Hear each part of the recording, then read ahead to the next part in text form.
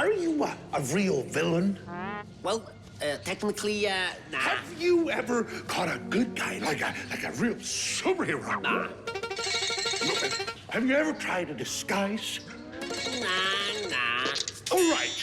I can see that I will have to teach you how to be villains.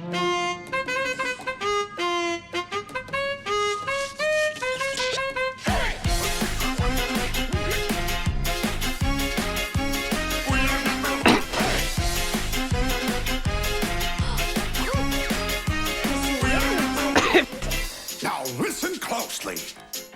Here's a little lesson in trickery. This is going down in history.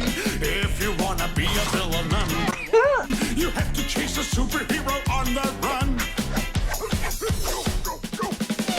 Just follow my moves and sneak around. Be careful not to make a sound.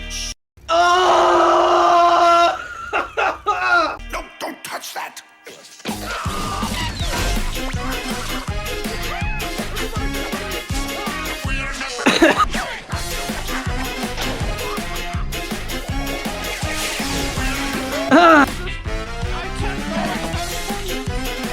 나사!